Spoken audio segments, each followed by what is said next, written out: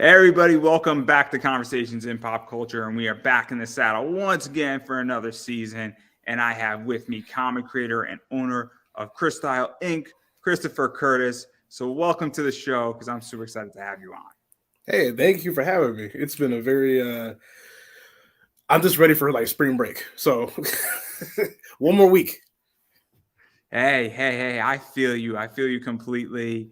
I don't have a spring break, but also I get to work 4 days from home. So I cannot complain about my life in any which way. But as I stated, I'm actually very excited to have you on. I'm a big manga guy, I'm a big anime guy, and you currently have a manga slash comic that's on Kickstarter, Jazz Juggernauts against Zealous Zealots. I You think got it's it. Zealots. I'm not exactly sure how to pronounce it. It's the first volume. It is definitely a manga, and it's definitely over 100 pages. So, what is the basic story before we really dive into it? For those who don't know anything about this, and you're going to tell us, hopefully. Oh yeah, no, it's super simple. There are portals that appear over this futuristic city that spawn monsters and other dimensional beings, and the Neo Haven government has told everybody that it's okay, it's fine, we have it under control.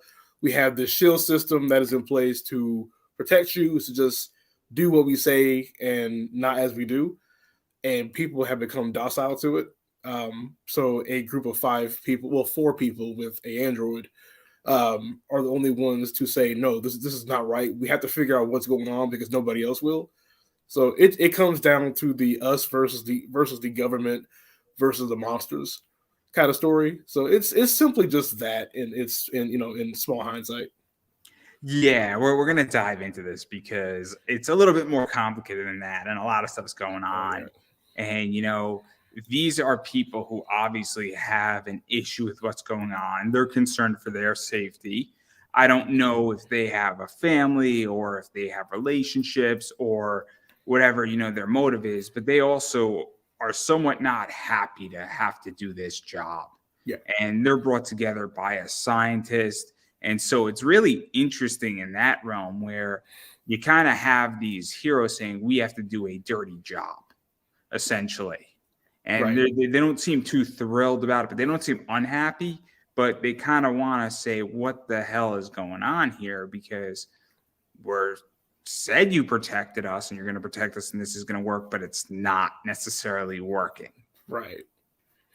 So as far as family is concerned, the scientist, that is the father of one of the jazz members. So there's that small connection between that high tier technology and the street level heroes.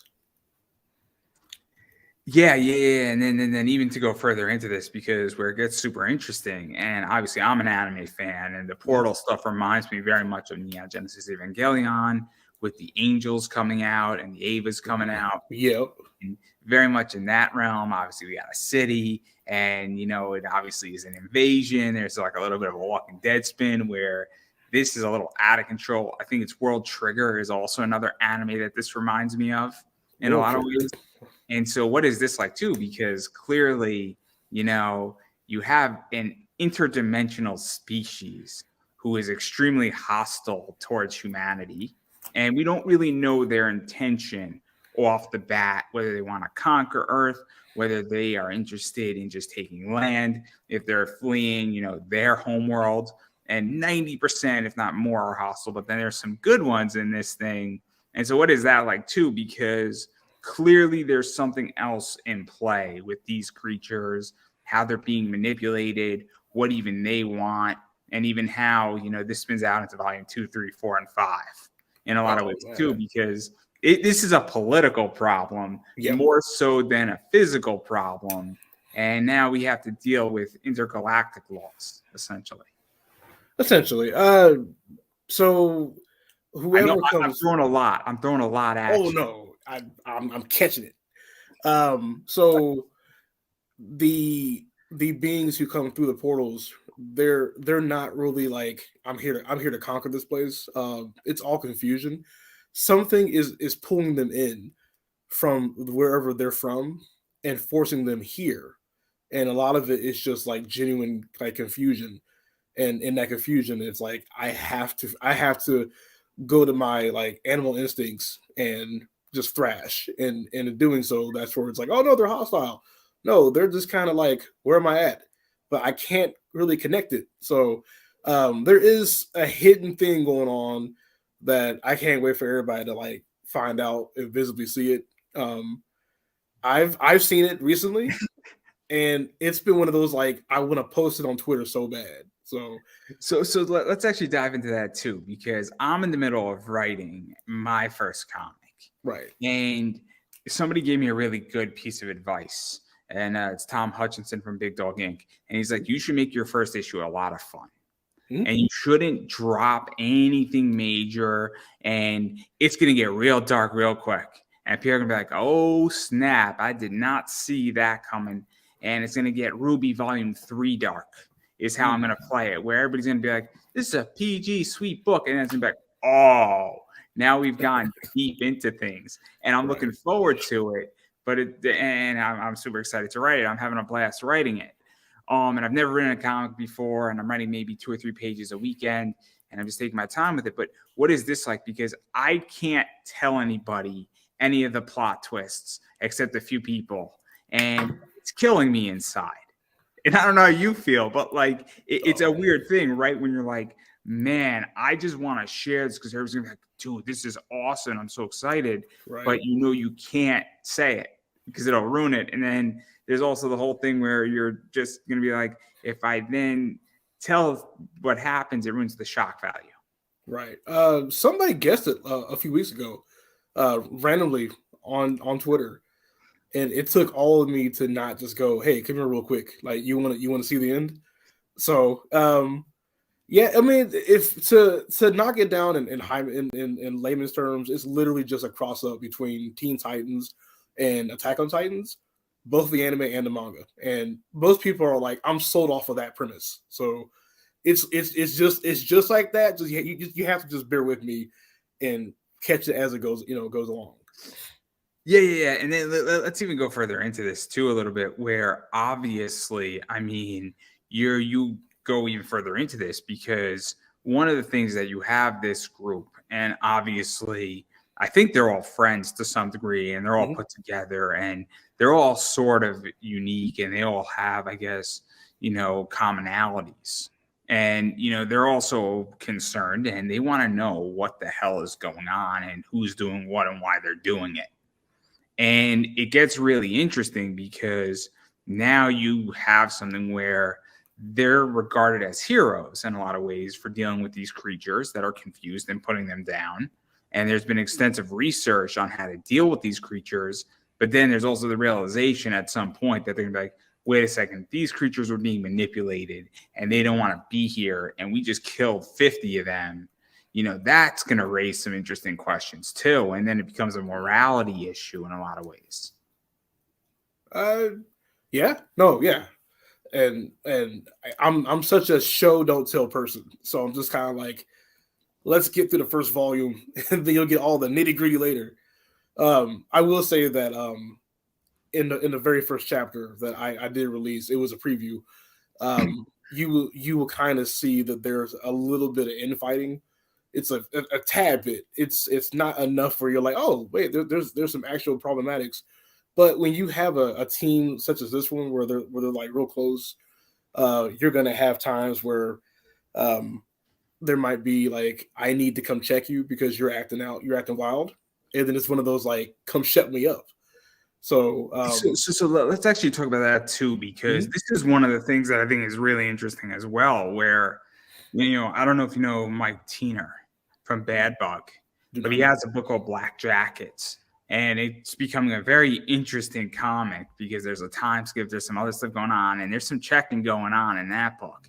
And I think it is relevant. I think this is one of the biggest problems with comics, and especially American comics, is that you don't have Batman checking Superman anymore. You don't have Superman checking Batman. No, you do not. They used to check each other. There used to be a position where Bruce Wayne and his utility belt used to carry some kryptonite.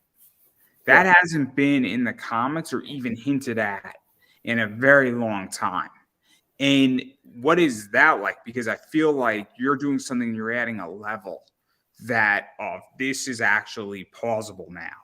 Because if we were on a superhero team together and you didn't check me on a bad call, that wouldn't be, that would be odd in a lot of It ways. would not be What is realistic. that like? Because I think Um, that's lacking in comics right now on the big two.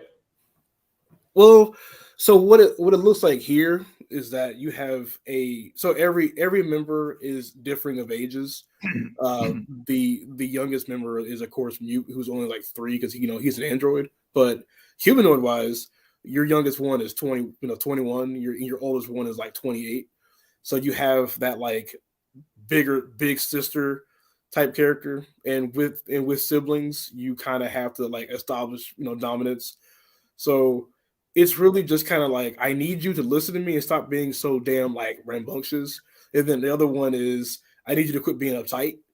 And it's kind of like a childish back and forth for a bit, and it does come to head one big time.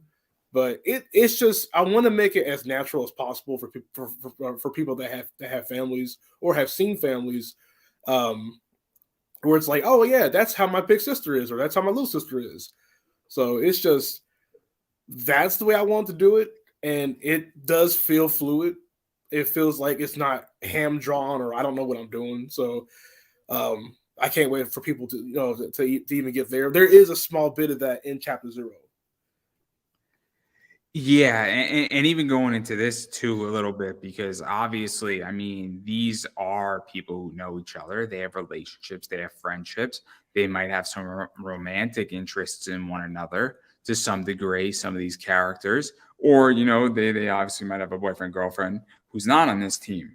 And when you're opposing the government and you're fighting these creatures and moments get intense, I mean, obviously, friendships and relationships, either get stronger, get weaker, they disform, being challenged. And so, what is this like? Because that also creates a very interesting position. And obviously, it becomes almost a secondary story because clearly, as you're in the middle of a very heated position, and you're uncovering things that are not fun and the ugly truth, for lack of a better word, this stuff starts getting tested. And I think, when we start diving into issues 2, 3, 4, and 5, and even when we get past this first issue, what is that like to throw in there? Because it's a very complicated thing to do.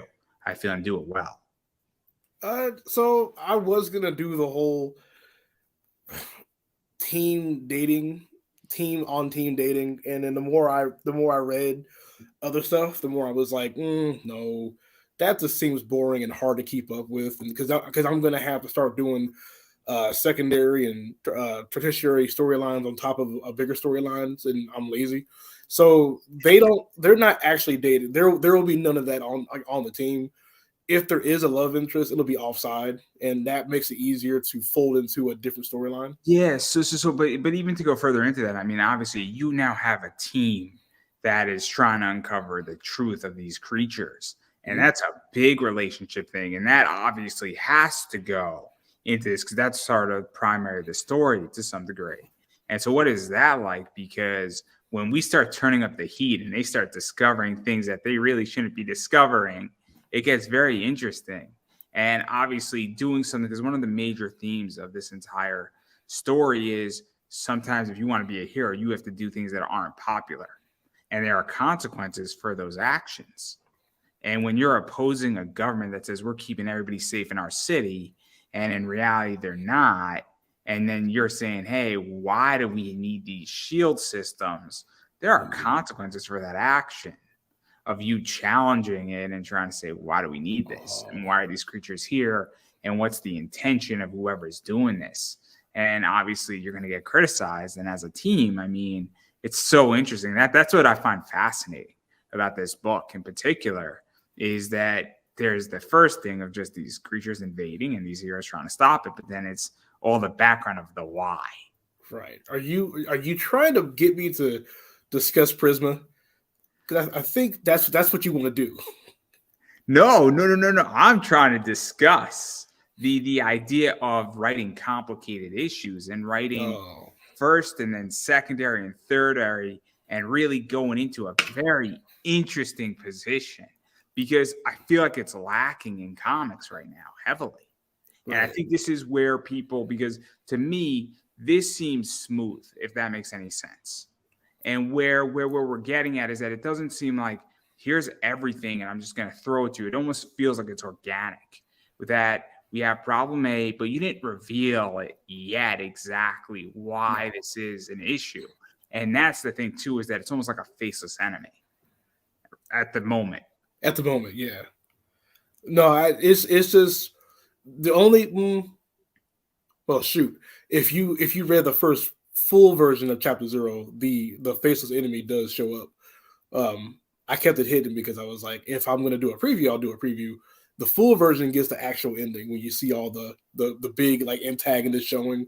So it's just the mayor. The mayor is lying, and that's where I'll leave it at. Because what he's lying about and how he's lying is where it gets all spicy. He's having an affair, guys. That's what's going on. He's having an affair with his secretary, and you only see her legs and below. And if you don't know the reference, you don't know the reference. I'm sorry, everybody. It's a very famous show. It's a very famous show, that reference. That was for children, but it was really for adults. Brilliant concept.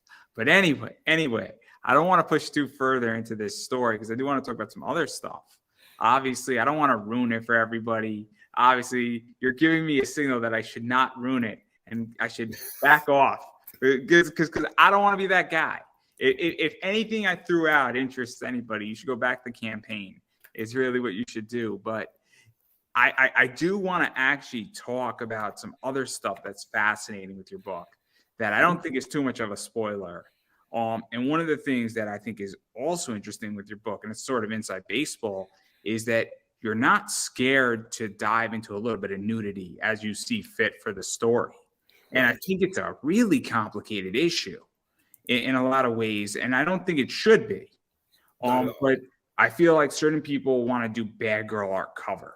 And we're going to talk about that in a little bit as well. But putting nudity in a book, making it fit the story, and not putting in, nudity for the sake of nudity, but putting it in because, well, if a character is having sex and it's a key component of the story, it should fit there. Or if a character is, gets a call at 4 a.m. and they're sleeping naked and they got to suit up, there you go. So what is that like? Because I feel like a lot of creators put nudity in a book for the sake of putting nudity to make their book seem more adult, or do it almost as fan service versus doing it as, hey, this is natural. Hey, however you have to do it, just do it. The nudity in jazz is just that. I was trying to figure it out last year, and I asked questions, and then I got yelled at because people were like, "Why ask the questions? Just do it." So I went from not trying to find out to just going, "All right, fine, I'll delve into it." So this is a part of the storyline or the actual theme of it, yes and no, but at the same time, you see some breast meat. Like at the end of the day, who wins? You win. So to even talk about that too a little bit, where do you also feel that when you went and threw nudity into it? So I'm writing a book. There's probably not going to be any nudity in my book. My book is superhero-esque. I don't think it would fit, right? And then I got another book that eventually I'm going to work on that's more military. Again, nudity doesn't fit. That doesn't mean there's not sexy characters. That doesn't mean there's not fun stuff, but it doesn't fit in the story. If you're trying to stop a, eco-terrorist group, chances are nudity is not front and center in that. But Probably do you feel that because you put the nudity in there and that it's in there, that it almost makes your book more adult, and that it then also changes the audience a little bit? And then the audience, it makes it almost somewhat easier to market to them, or it eliminates people who may or may not be interested in your book. And therefore, it's taken more serious, I guess. I feel like my overarching story is deep enough and engaging enough where you could sit down and just get like 4 panels of maybe like an ankle or something, and then you could like move on. So does it put me in a different category? Probably, but I feel like people will at least sit down and they will at least get over it if they have an issue with it. Maybe they'll, all right, let me not do page 14 then, and then we'll Because keep going. the way I see it, and I'll clarify my question. When you say I have nudity in my book, and you're upfront about it, what I think it does is that it automatically creates saying, okay, this is more of an adult book now. Now this book is not, some, chibi cotton candy fluff book, right? And now I know that this book, it might have an F-bomb in it. It might have a more serious tone to it. And it definitely changes the way I come into the book before I even pick up the book. So if you say, so for instance, if you go to Scoot, which is Scout's children's imprint, I come in with a different expectation. Versus if I come to Scout with a book that Travis Gibb does called Granite State Punk that, has some F-bombs in it, I come in and it says for mature readers, I come in with a different mentality. And that's why I think this is so interesting, because when you say, oh, there's some nudity in here and there's some other stuff, I'm like, cool, we're now in an adult book and we're going to deal with adult situations versus having, a run-of-the-mill, Teen Titans Go story. I tried my best to use the rating system that the Japanese use for all their mangas versus our own rating system. And they actually have a bit of what I offer in a lot of their like young teen books. Like Dragon Ball is not a adult book at all, and it does have bouts of breast, bouts of nudity here and there. So that's kind of what I was going for. You're not going to find, like, there will never be a sexual intercourse on like none of the pages. There will never be. So it's not Booty Royale then. No, not at all. No. So now I see what you're asking. Okay, so no, it's literally just like, in a way, like Japanese fan service style, where it's there and then it's there for me, where it's like, hey, nice, and then I just go on. So I'll never dwell on it. Language will never get spicy to that kind of extent. There will be no insertion. What I mean by nudity is that, hey, there's a butt cheek here, or hey, there's a chest that is going on because of this thing going on, and then they'll kind of make a gag out of it, and then they'll just move on. So I'm thinking like real Japanese. The way I view it is that when somebody has a Bad Girl art cover, it also changes the way I come into that campaign too. And I think, it's very interesting. And now it changes your audience, but it also changes in cool. We're now taking it up a notch where there's not going to be, I'll give a really good example. Whenever somebody has a Bad Girl art cover that's a nude cover, I know that the potential of a happy ending is on the table, of not having a happy ending. Meaning, no, not even sexual, but like the fact that all these heroes could die, right? So if you have a superhero book that has the three girls who are the main superhero team nude on the cover, it is on the table that all of them can die in the story. If there is no nude cover, the potential of them all dying is significantly less in my head.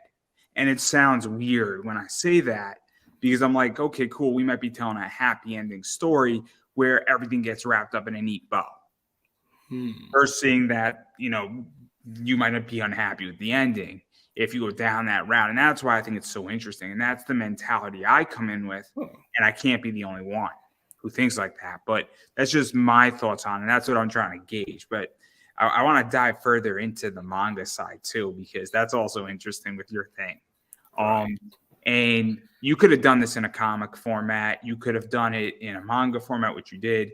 But why did you go the manga route? Because American manga and manga collectively is destroying comics and kicking their ass in storytelling, in uniformity, anime, which is manga's, predecessor.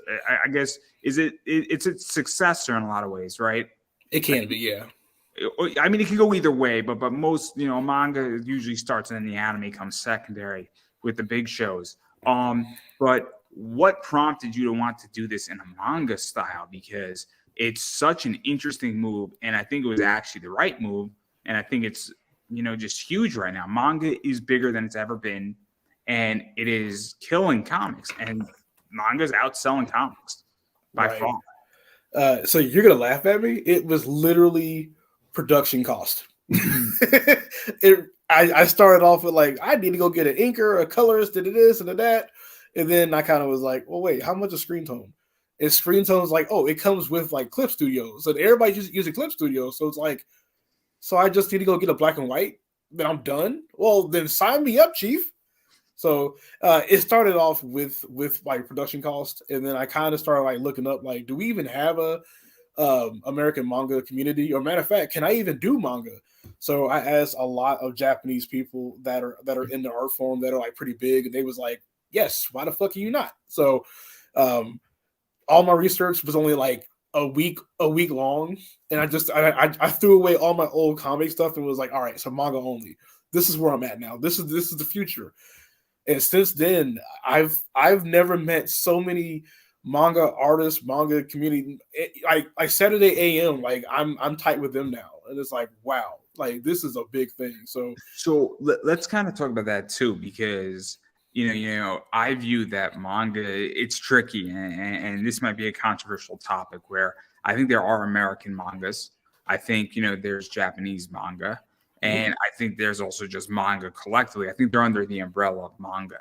So my friend Tyler Carpenter does a manga called The Fist with the Mega Girl. I know him.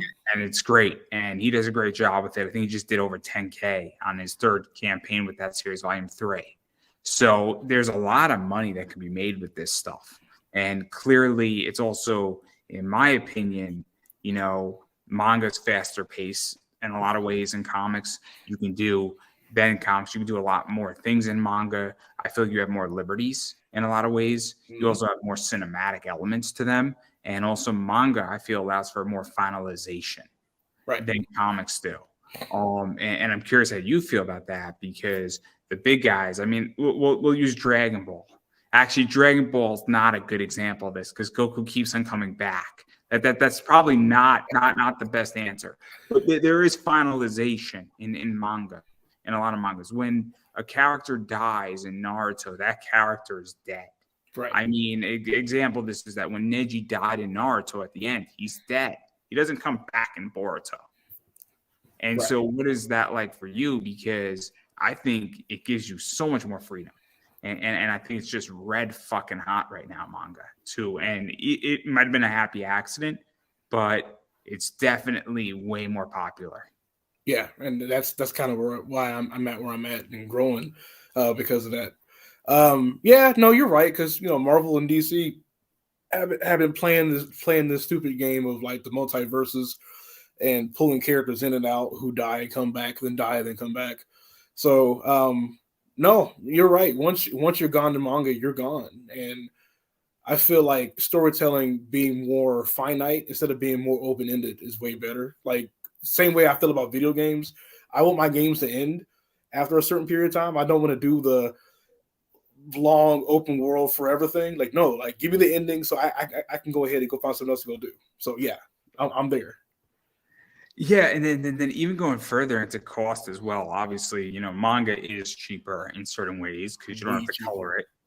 But also the way you did it is that, I mean, you produced a lot more pages. By definition, I mean, you produced over 100 pages for this, and this is a book. This is not a single issue. It's not a single floppy of a manga of 20 pages. I mean, it's 100 plus pages. And so what is that like too? Because obviously your costs go up in that realm, but you're also not coloring. You're also not doing all the covers. You're not doing all that other shit that happens in a comic. So what is that like though? Because it is a bigger risk in certain ways when you have to go out there and produce more content. Because I think with manga in particular, especially in the American market, you need to produce 100, 200 pages and then fund it that way. Because I don't think anybody's buying a floppy for $4. You know what I mean? Right. And that's why I went from trying to do like chapter 1, chapter 2, Kickstarter. I just said, screw it. Let's just do a volume off rip. It's way better value and cost wise than me trying to do them in pieces. But yeah, no, I will see here. It's pricey. It has been pricey. but it's not as bad as you think it really is. Manga artists are, especially when they work full time, they're fast.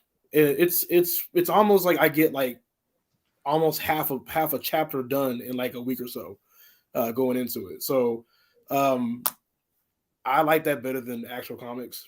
Comic wise, it's let's actually talk about this because I actually don't know this. So obviously, I'm writing a script. I am nowhere near hiring an artist. I am nowhere near going to Kickstarter with my comic, and I'm not interested in doing a manga.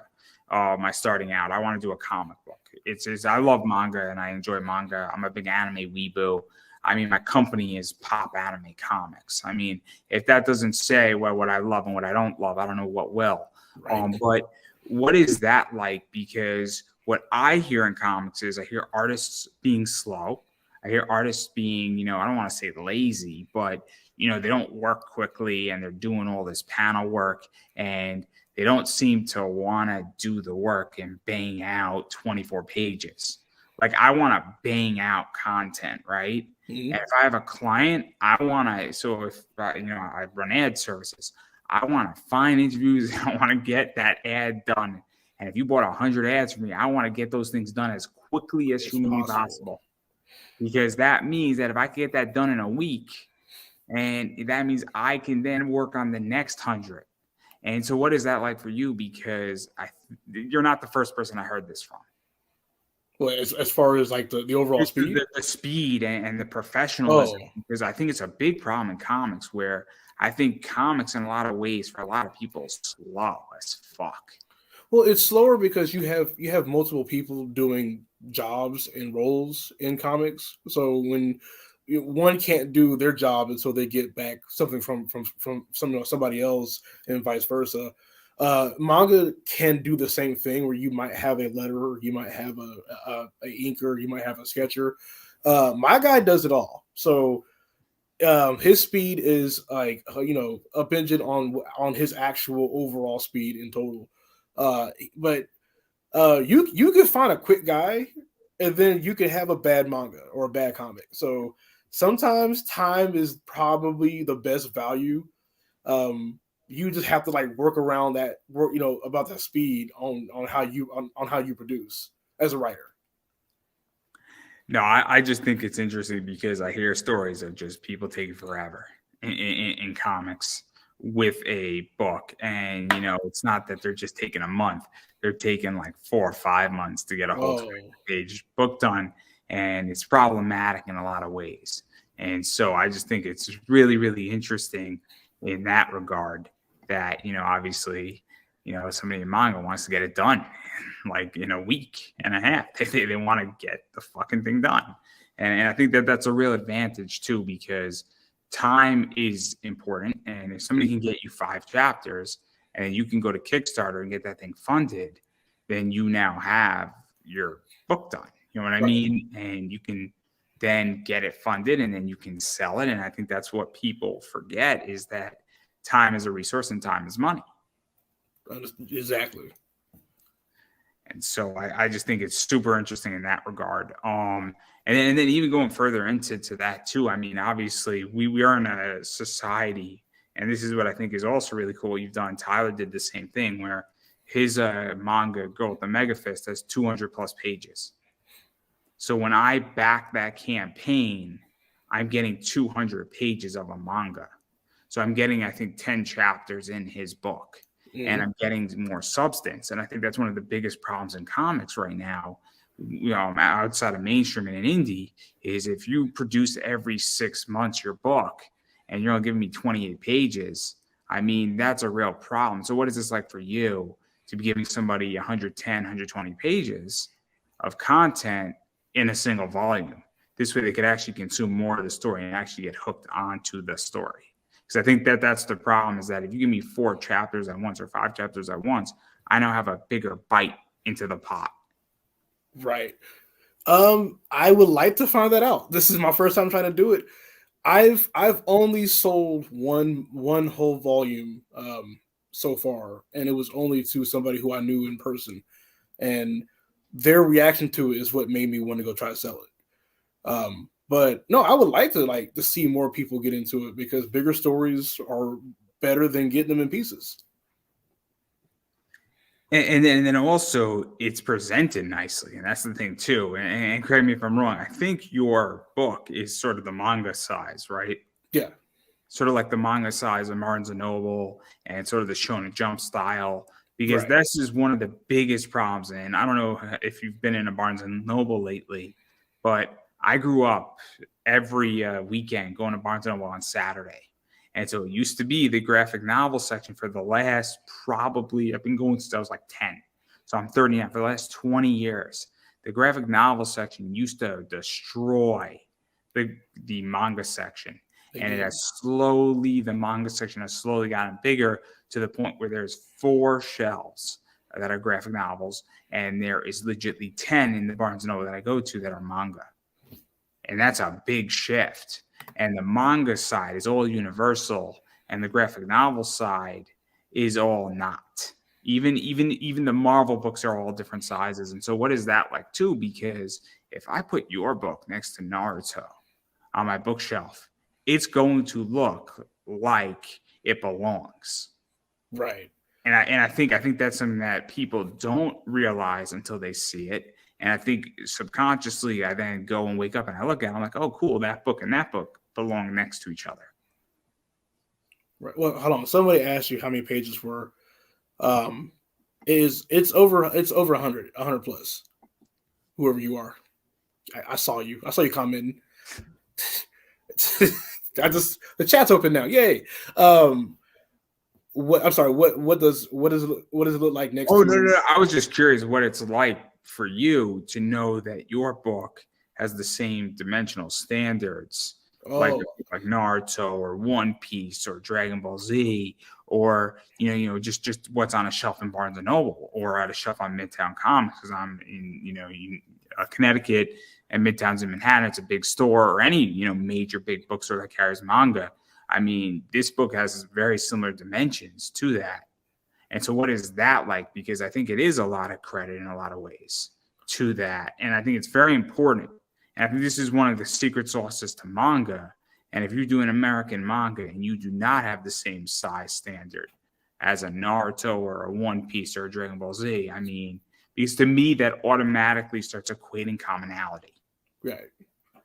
No, it's gonna feel good. I'm hoping to put this next to so right now my actual goal is to get next to Saturday AM and go toe to toe with them. That's in Walmart, right? Yeah. So yeah. And you want to start in Walmart. You want to start in the basic American stores, because that basically means that you win, because you're in the big boy areas. But I don't know how it feels because it hasn't happened yet. I'm waiting to see on it. Even just dimensioning it out, because as I was stating, obviously I put books on bookshelves, right? And so when I have a Naruto copy of Naruto next to something else, and my friend runs Shotgun Samurai, and that's another manga book. I mean, if you have a book named Shotgun Samurai and you don't do that book in a manga, you failed.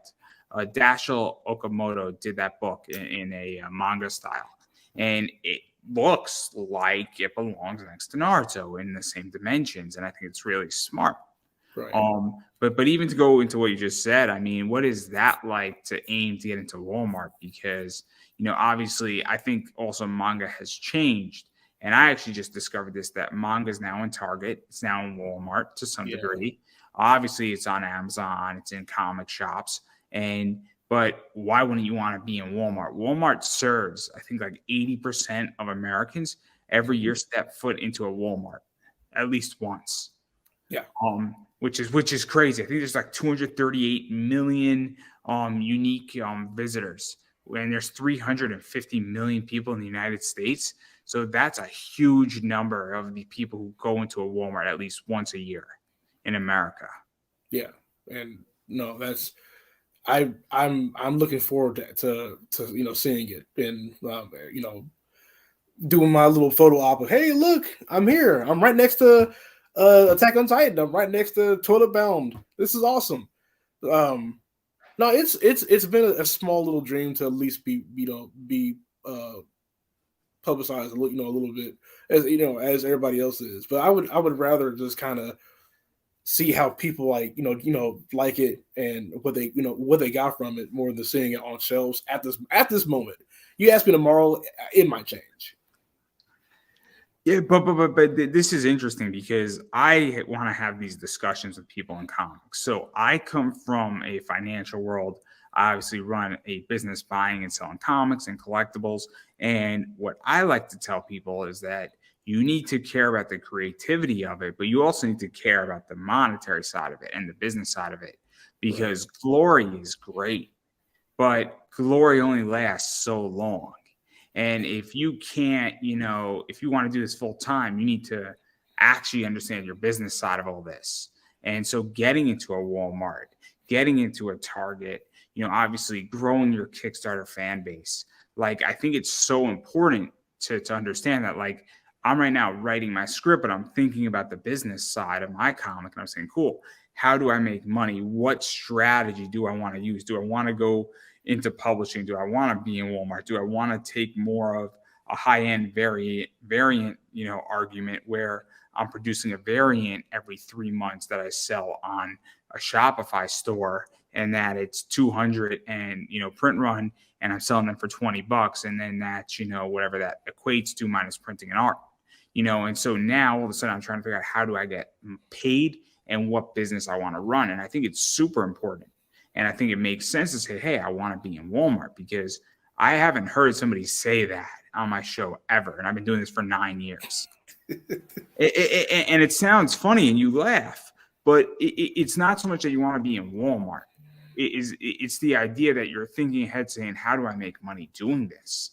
Mm-hmm. And I think it's a big problem in comics right now where people are like saying, how do I get distribution so that I'm getting a check every month or every quarter for my properties?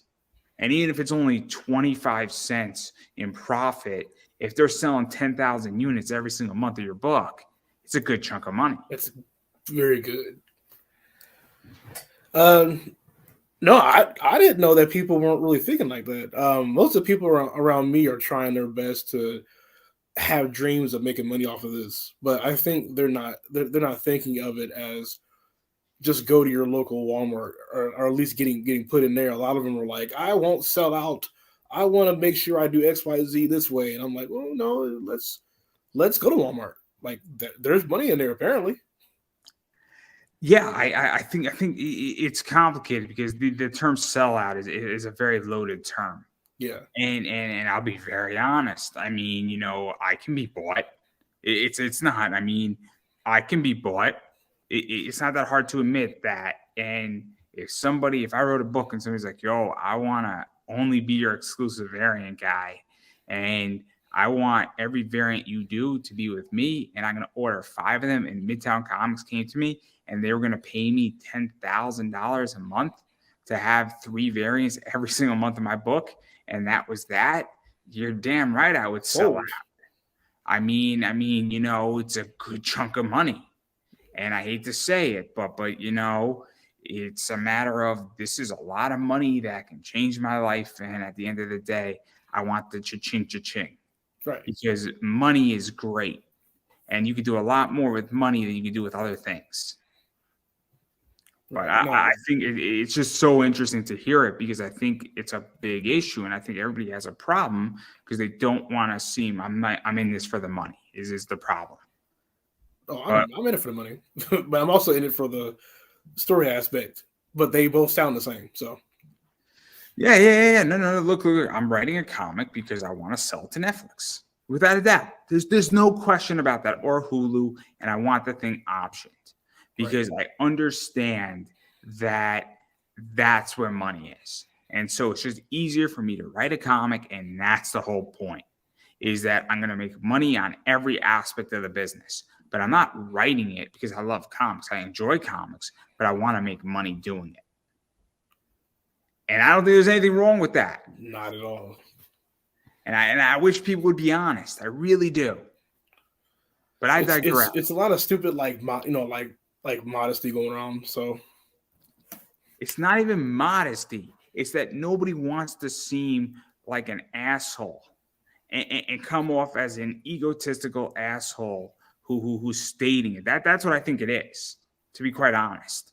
And I think if people said, look, I enjoy comics, I'm having a blast writing my book, but I want to make money too, that's not coming off as an egotist, an asshole, in it for capitalistic. That's not coming off of any of that. That's just coming off as saying, I want to get this done. But I digress. Everybody. But I do want to talk about your rewards, because that's the fun part. The best part. The part that I thought would have actually sold well from the first week. Okay. We're gonna talk about that too in a second, because that's controversial just the same. But obviously you have a digital copy of your book, which is the cheapest version, I believe. Right. And then I think you have some physical copy, and I don't know if it's what this one is, but that just might be. That's the basic one, yeah. Yeah, you have that. And then these are somewhat out of order. So these are sort of the higher end tiers, I guess, where these are your variants. Yep. It does not have censored on it. I promise you that will be removed. So this is one of the covers. I think this is 25, or is it 30? 25. So that one is 25. I think this one is 35. Is 35. Again, I don't have these numbers in front of me. Then you have this one, which I think is it 20? 25. So that one's 25. I think that this one has two versions. I think there's the nude version, and then there's the censored version. Right. I think one of them is 30 and one of them is 25. If I'm not mistaken. No, both of them are 25. If you just tell me, I'll give you which one. I didn't know. This is why I asked. Yeah. It's some people ordered it, and then they were like, "Can you keep that K there?" And I was like, "Oh yeah, no problem." Yeah. I mean, I actually like it not nude. I actually think it's much more playful, personally. So put the K there. I haven't decided yet. Let me put it that way. And then there's the pixel version, which is cool too, which is fun. And I like this. So obviously, I mean, and am I missing one? I don't think I am. Am I? No. Yeah, I didn't think I was missing one either. But like, obviously, and then there's some other stuff out there. But obviously, there's a variety of different covers here. Obviously, we have the basic one right here. Right. We got this one, which is, I don't know how to describe it, but obviously you got that sort of fun, chilling out. And then we go into something like this, which is the rare stuff. And then this is the one that's sort of My Hero Academia like. Ah, dang it. You were supposed to guess that. That's where I got the idea from. Very, very, very interesting. Jeez. It took me like 2 seconds. It took me 2 seconds. I'm not good at hiding nothing. And then this is cool too, because pixel art is just fun. And sprite art is just fun. And that's a cool concept. And then obviously you have this one too. And I don't know the style, but it's thick lines, which are cool, and bolded lines. And I forget the style of what that's called, but obviously when you have thicker, bolder lines, it's like almost new school-esque. Yeah. It's a good way to put it, but it's almost like finer new school and not caricature new school, if that makes sense. In a sense, yeah. And so, like, what is this like to have all those different covers and also have the nude stuff in there and play around with it and have a variety of really, what I like to call pop art covers? I try to make every cover something for everybody. There's your average, female cover, and then I looked up what like FemGaze was, which is what Hex's cover is. So I was like, hey, if I'm getting a bunch of guys getting Prisma, then I should work on something for the ladies to also want for Hex. So I played around with that. The Pixel one is actually a callback. Originally, I was gonna sell Jazz. Yeah, that one. I was gonna sell Jazz as a video game and attach it to the actual manga. And I got reached out to by a indie developer, and we worked on it for a while, and then he just quit. So I had all these assets like in my folder, and I was like, okay, well, I can't just let them sit here forever and rot. So I pulled him back up, and I took him out of the animation frame and try to do that. So I try to get everything for everybody, and it looks like it's working ish a little bit. So let's actually talk about that, because this is tricky. And again, I mean, I've seen people do 15 covers. I've seen people do 3 covers. I've seen people do a cover A and a cover B, and then they're done. That's it. I've seen people do with a graphic novel a soft cover and a hard cover, and then a digital, and that's it. And and I've seen it fail, and I've seen it been wildly successful and do 20 grand. So I've seen it all. And so what is this like to really figure out the magical sauce? Because I think this is your 3rd campaign, and obviously you have some data, but also it's very tricky right now in Kickstarter on what's going to work, what's going to catch somebody's eye. Because I'll be really honest, I was scrolling through a Facebook group posting something, and I stopped because of this cover, right? But somebody might stop for this cover, and you don't know until you start throwing it out there. And so what is that like? Because it's so tricky to figure out what's going to get somebody to stop. And then also you hope that they're interested in your book beyond just the cover, but like you got to grab their attention. So what was this like, trying to figure that out, and also trying to capture everybody and throw in a wide net, for lack of a better word? I did so much research on what everybody else was doing on Kickstarter, so I paid attention. If you had a not safe for work cover, then chances are you're going to leave with that cover more than your actual base cover. So I led with the base one, and people were like, it's okay, but no, flip that one for Prisma.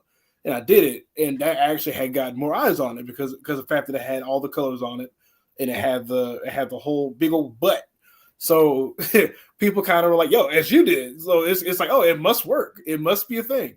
So no, you as all ads work, you just want to make sure that it catches people long enough for them to get curious. And I think I may have gotten it, but I don't see it in the in the actual backing process. So let's actually dive into that too, because there's obviously Kickstarter, and this is just my opinion, where there are people who are doing great at it. Tom Hutchinson's doing great at it. Pat Shand is doing great at it. But then you have other people like my friend John Westhoff, who had a book called The Drumsticks of Doom, and he also did paired it with Depowered, and he barely made it across his 5,500 goal, and it was down to the wire. You had Rob Multari doing something with his plushie for Nightwolf, and he barely made it across the finish line. And so it's very interesting right now. And obviously it was $10,000, and a plushie is a little bit different than a comic. It's a different market to some degree. But there's plenty of comics that are struggling. And there's plenty of people who are in for a rough outing, for lack of a better word. And, I think you're experiencing that too, where it seems that you're getting attention, you're getting people to stop, but then it's almost the conversion is having an issue. And I think that's what happened with John. I think it's happened with a bunch of people. And there's some top veterans in the comic world who are really fucking struggling right now. And I don't know why. And I mean, from my perspective as a fan, I'm exhausted from backing people's shit. And money is getting tight. And I'm a little bit nervous about the economy, to be quite honest. And I'm also overcapitalized in everything that I've bought. And I think that people are getting tired. I really do. And I think people might just be exhausted from backing things. And I even think some people were backing 3 or 4 projects a week. It's kind of like, they just might be exhausted at this point. And I'm curious what you think, because it's a very weird time right now. And I don't know why it's doing what it's doing, Kickstarter, because I don't think it's done this in a while. I think people are just, they're not, they want to back something that they know or are familiar with. So they're not taking risk. So they'll like look at something and go, okay, but I don't know him. It looks great, but I don't know him. So it becomes a whole notoriety issue versus backing. So somebody said it, and I took a little offense to what the person said. I said it on his show, but he's a friend. He said, "You're kind of the backer every month. It's a friend plus one." And he's not necessarily wrong. It's more like a friend plus three. But even still, it's the idea that I back people who I've interviewed, or if I haven't interviewed you, I look at what you're doing, and obviously I know something in your campaign. So if you have a motto that I know on your cover, I might be a backer of it, even though I don't know your campaign, because I'm a fan of that model, right? Or that cosplayer or whatnot. But even still, like, I don't want to take risks on things. And I want to back people that I know that are going to deliver.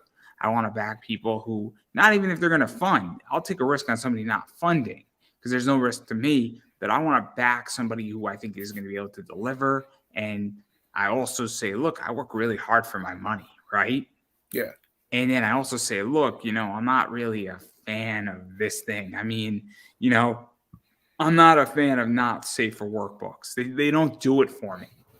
And it's nothing against, that type of genre. It's just like, I want to read an action-packed story. Mm-hmm. I don't want to read about sex in a comic. No. It just doesn't do it for me on a story level. And it's just a preference. It has nothing to do with whether it's good or bad or written well. It's not for me. Mm-hmm. But, I think it's so interesting. And I'm very, very concerned. I don't know if you are, because I think there's a massive shift going on in comics right now, collectively, and in media. And I'm curious how you feel about that, because I honestly think with a cover like this, right, and even something like this to some degree, and then throwing something like this in there, I think that you should be at $3,000, not $2,000. And it's bewildering to me, because your book should, from a story standpoint, and even from a cover standpoint, should be doing better. And I don't know why it's not. That's the thing I've been wondering. So before I even shot off the Kickstarter, I released Chapter 0, which is a prequel to the volume. I released it on Global Comics and my website. And I waited a weekend. Oh no, well, I waited a whole week. I waited a whole week, and then I shot the whole Kickstarter off. I waited because I wanted people to finally be able to see what you're getting in the in the volume. And I got back a lot of praise. A lot of people liked it. A lot of people were like, I can't wait to read more. And I was like, perfect. So the Kickstarter over here is going to get you that more. And that the whole conversion was off. So it's some type of force against me. I don't know what it is. You're not the first person to even tell me that, honestly. I mean, look, I'll be very honest. There's some weird stuff going on in the internet. There's been a lot of weird shifting going on. Comics, in my opinion, have been massively weird for the last 18 months. Yeah. Where we were all in this together when COVID hit. Then the first year and a half of COVID, everybody was in it together and everybody was nice. And I have a theory on this, and I've stated it before, so it's not anything new. I think what's happened is that things are opening up, and I think everybody now is trying to vibe and fight for as much human power as possible and for everybody's dollar and as much attention. And I think that there's a lot of infighting going on. And I think it's problematic, and I think there's a lot of proxy wars going on, and it sounds conspiratorial. It really does. But I see it. It's real.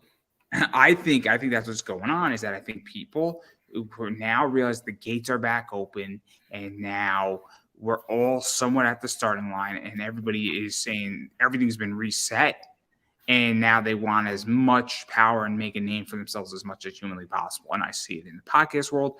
I see it in comics, and I see it with people who used to be on my show a lot, and now they don't get back to me. They don't want to talk to me. They're copping an attitude with me. And I'm like, wait a second, like, where did the fuck did you get so big from? And I think that there's a lot of shit going on. And I think that there's just been a massive change in attitude. And I think it's going to get worse before it gets better. I really do. I mean, yeah. I think that could that can be flipped. That can be fixed uh, by the creators. I feel like people like me, a lot of people who are on the outside who are not as big can kind of nudge certain people to go back to the old ways. But it takes a big village, and I'm not getting much help on that front either. I think it's crazy. I think people also have forgotten. I think also a lot of people have gotten bigger lately, and I think they've forgotten where they've come from. Like I know That's true. exactly where I've come from. I've been doing this for 9 years, and believe me, I know exactly where I've come from, and I'm still there. I mean, I'll interview somebody who has 500 Instagram followers, and I'll interview somebody who has 150,000 Instagram followers, and I Right. treat both parties the same way. And I think a lot of people have forgotten where they've come from. And you know what? I think it's an issue, and I think it's problematic. And I think also I'm concerned because I ran a Kickstarter for this show, and I got a lot of criticism asking for money to basically cut the line and be a guest on my show, advertising. And there's a lot of criticism publicly and privately. And my response to that is saying, if we don't try new things, how do we evolve? Right. And I still haven't really heard a good answer from somebody when I threw that out to them. And I think it's the same thing with comics. Is that if you criticize people for trying a new concept, how the fuck do you evolve? And Because I think you don't. and so I think it's a real issue, and I'm very concerned because if your book doesn't get funded, right, and maybe it was just a bad time, bad outing, maybe a few tweaks here and there, or if you launch it in 2 weeks from now, it'll do better and it'll get funded really quickly. But even still, if books are struggling and they're trying new ideas or having a different interpretation, I mean, is the comm community really that healthy?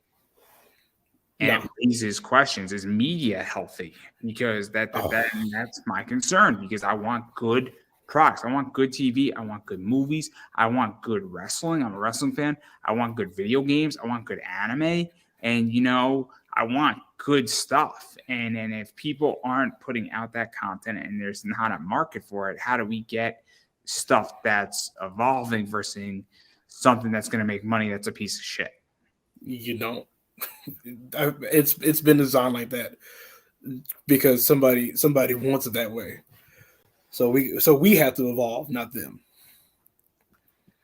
Fair enough. And so obviously, I mean, it's a very controversial issue in which that, I mean, look, I go back to the idea of saying, if you want independent media and you want people like me to exist, you have to support it. Mm-hmm. Now, support could be sharing, support could be monetary, support could be whatever you think support should be, everybody. But if you don't want independent media, that's fine. Then if independent media ceases to exist, and this is where it goes. I mean, most indie creators do not have a bleeding cool article being written about them. But you have people like me and a variety of other interview shows trying to push you out. And then I'm like, hey, can you support me? And nobody does. And then did you say bleeding cool? Bleeding, yeah, bleeding cool. Do I have? I think I have that. But I mean, Bleeding Cool is a comic, website. But I know nothing about it. They don't write articles about indie comic creators, and they don't give them media. But then you have people like me giving everybody media, and people who are not in those big, platforms. And then I said, cool, how are you supporting the ecosystem? And that's where this gets all jacked up. Right. And then people bitch about not getting media. It's like a vicious cycle. That is never going to end. It's just going to keep going on and on. It's ridiculous. It's just, it's whatever. It's me griping is what it looks like. But I think it's super interesting because I'm just concerned about the industry. And me and a bunch of people disagree on this who are doing all right in the comic realm. And I'm like, great, you're doing all right. And I'm glad you're doing all right. And I get you're trying things that are new. But there's also a bunch of people trying things that are new that are struggling. Yeah. And this is why I'm hesitant. And I'm very nervous because I want good products that are going to make me excited to read something. And I'm finding out that it's really actually hard to find good material to read. Yeah. And so that's just where we're as a creator. I'm very interested in your view on all this and where this is going, because obviously it affects you directly with your campaign, but even just on a broader ecosphere, I mean, it's very, very, very upsetting and complicated right now. Well, if you want a certain thing nowadays, you have to make it, and that's where I'm at. That's what I'm doing. So I don't know. I mean, I have a lot of things that I can do. This Kickstarter is not the end all be all. If it doesn't get funded on Kickstarter, I have ways to fund it. It will still come out. So have you read chapter 0 yet? I did read chapter 0. All right, nice. I thought it was a 0 and not a hero. No, I'm just messing. It was a given. It was too easy. It was too easy. It was like you gave that to me in like a solid one. I know it was on Global Comics. I like Global Comics to a degree. I think they do a good job on certain things, and I think they do not such a good job on others. We were trying to work out a sponsorship deal, and it just didn't happen. But that doesn't change their platform in any realm.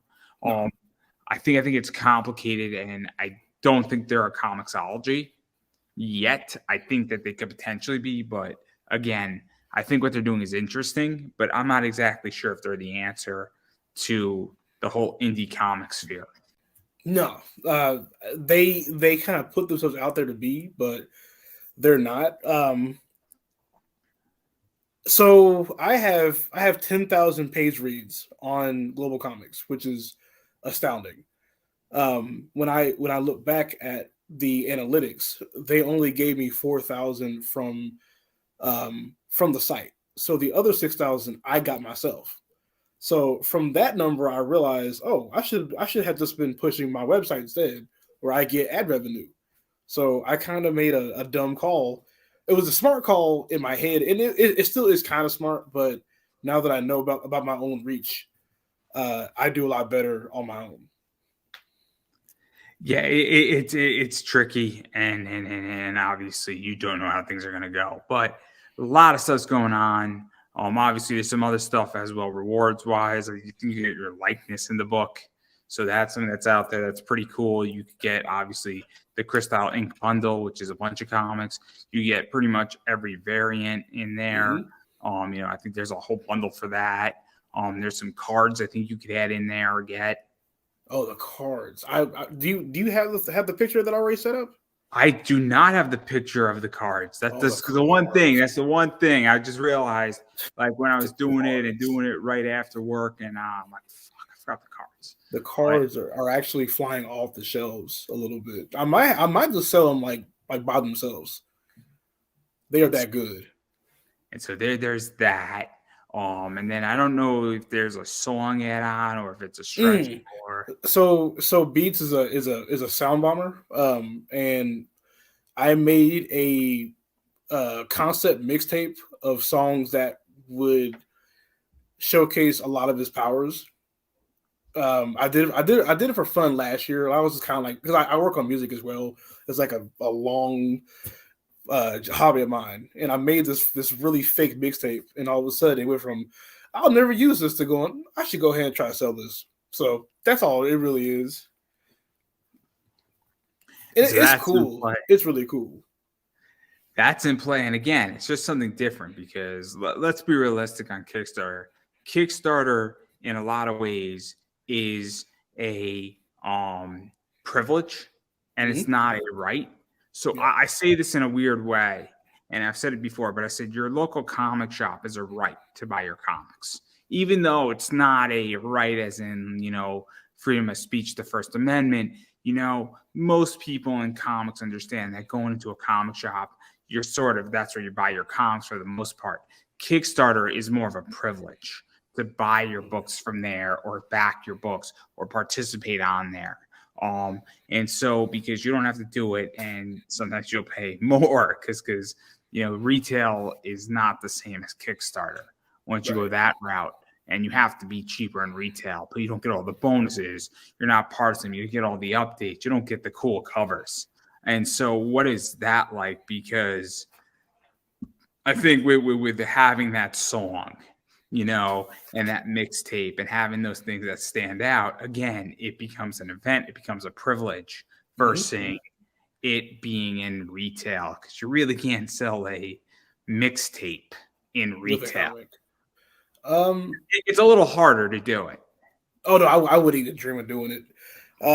No, so like I said, if we don't do Kickstarter, I do have a nice small backup that's gonna still utilize a lot of what's in the Kickstarter, um, as a bonus. So there's still work to be done even next week. So, which I would And not. even to the idea though, like that mixtape makes your project stand out a little bit, Right. where it's, you know, not, you know, the same old package. I think that's the thing that Kickstarter has become in a lot of ways, is that you have to become, you can only get it here. This is an experience. This is a right to buy this, and it's only going to be available on this campaign. That's true. And, That's and true. so, like, when I back a Kickstarter, so I'll give an example. I'll use Tom Hutchinson as an example. He has a book that's only going to be available on the Kickstarter campaign, and if there's maybe 5 of them left, if at all, he'll sell those 5 at a con. But there's only 200 of them, and there's only 100 with the dust jacket. So now, once those 100 with the dust jacket are gone, they're fucking gone, right? That's it. So it's an experience, and they're probably all going to be sold out on this campaign, Penny for Your Soul, War. And so now I wound up buying it, even though I technically really didn't have the money to buy it. I mean, I did, but this is why I'm backing off of Kickstarter for a while, because I'm overcapitalized, but I knew that it's going to be gone. Right. So that's where I'm going with this. But again, I digress. I digress on all that, but I think it's really interesting because obviously when I run my campaign, I'm going to want to make it an experience, and I want to make it exclusive. Right. And so I don't really know what I'm going to do, but I think that's one of the biggest problems with Kickstarter also is, how do you get something that hasn't been done before? And that's what I think, if you're your mixtape, it hasn't really been done before. Somebody doing music and original music in association with the campaign. And I think it makes it different, but I digress. But enough about that. Let's talk about religion next. Oh shit. It was like, all right, well, thank you for that. I'll see you guys later, and hit the button. So no, we're not going to talk about religion next. I think we covered a lot. Yeah. I am curious though, because since we're on manga and all that fun stuff, I'm curious where you see manga going collectively, because you're obviously producing a manga. I don't think you're going to stop producing mangas, whether it's this story, another story, the story after, the continuation of this. But obviously manga has become, as I stated, you know, the go-to thing. Obviously, it's proven that it's selling, both the Japanese stuff, the American stuff, anything related to manga-esque is really popular right now. And what is this like? Because clearly there's a generation of kids growing up saying, I'm familiar with manga and I'm not familiar with American comic books. And so what is this like for you? And where do you even see the future of that style going? Because obviously you're directly impacted. All right. So picture this. It's 2025 and DC just comes out and goes, hey, we now have a manga studio. That's our future. Our future is not going to be, we're going to make better American comics. The whole future is, hey, we're going to get in on this. And the only reason why I know that is because Webtoons has been kicking ass so far. And instead of every other provider making better stuff on their platform, now they're just making copies of Webtoons now. Like Amazon just came up with it, and I think Shonen Jump just did it too. So it's like if we can't beat them, join them. So if they're willing to do it for Webtoons, Marvel and DC and everybody else is next. I thought Shonen Jump had their own digital subscription. Yeah, but so there's the Shonen Jump, there's the Viz Media one that I have, but they also have their own Webtoons version, which is going to delve into the Korean style comics that are like knocking the market out from like from up under them. They could just make better manga and compete, or they're just gonna be like, you know what, let's just start buying some of this Korean stuff as well and put it under this new one. So there'll be a lot of that going forward. I give it like 2 years. That is interesting, and it's super fascinating what they're planning to do. Yeah. And so obviously that is so interesting in that regard. But yeah, so obviously I think it's going to be fascinating, and obviously we covered a lot of stuff here. So yeah, so pretty much we covered a lot of stuff, but I do want to give you a chance to self-promote yourself. Obviously, it's an amazing book. I am super excited. I really do hope you get funded. If you don't, I think you should come back in 2 weeks with a few tweaks, because I think it's not the book that's the problem. I think the environment is crazy right now in Kickstarter, and it's a very rough terrain, for lack of a better word. But where could people find you? Where could people follow you? Where could people check out the link? All that fun stuff, the Kickstarter, all that fun stuff. Well, apparently the link to the Kickstarter is actually. Yeah, I don't know why it's not working. Obviously, I'm going to be looking at it, fixing it, and for whatever reason, sometimes this happens where something just gets all jacked up. So obviously, I don't know why it's not working. It should have been working, but it happens. I can't do anything about it right now, guys. Yeah, for the middle of the show. You can find me on Twitter. My hashtag is Crystal Inc. It's right there, but right there on the screen, I think, right here in black and white. You can find me on my website, which is www.crystalinc.com. Kickstarter, of course, you go in there. If you type in jazz, I'm like 5 things down. Like there's not that many jazz Kickstarters. Yeah, I think that's all I really use. If you do go on Twitter, say hi to me. Do that. That'd be awesome. But no, I had a good time. I'm at the 50% mark for Kickstarter, and I have this week. So after next Tuesday, Kickstarter goes down because it's finished. So hopefully it finishes funded. Who knows? Yeah, and then I'm just gonna keep saying it, and I've been saying it for a while. You have to support indie, and what that means is when people have Kickstarters, you got to back their Kickstarters. And you got to share out their Kickstarters. You got to actually purchase their Kickstarters. You got to go check it out. It is super, super important. Furthermore, obviously following people on social media, it goes a long way. If we even ensuring out that you back somebody's campaign goes a long way as well. That's something that you have to do, because if you like something and you want to see more of it, you definitely got to support. And it's not enough anymore to back somebody's campaign. You need to share it on social media, that other people know. And you need to follow people on social media so that you keep up to date with them. You check out what they're doing, and that you actually engage with them, because that does matter on Twitter, Instagram, Facebook, and every other social media platform. It makes a huge difference. Right. And then as far as I'm concerned, everything that I do, obviously I'm Pop Anime Comics on Twitter, Instagram, Facebook. I got a lot of cool stuff going on there. Obviously, you could hit me up on Facebook, Twitter, Instagram, always posting around those areas. Furthermore, I am on YouTube. A lot of fun stuff's coming out on YouTube. I'm gearing up for a bunch of shorts that are going to come out probably in the next 3-4 weeks. Definitely getting some cool stuff out there. Every day I'm posting content. You never know who's coming on my show. I got a stacked week next week, so that's going to be fun. I got a cosplayer, and I got 2 people in comics, maybe even a 3rd person. So check that out.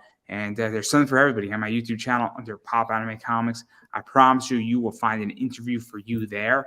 I cannot say you will get smarter, but I can promise you will be entertained. So that's the only guarantee I can make. And so that's everything that I got. And so I'm going to give you the final word. Back jazz. See breast. Also a story. Well, I couldn't have said it any better myself, everybody. And that is a wrap.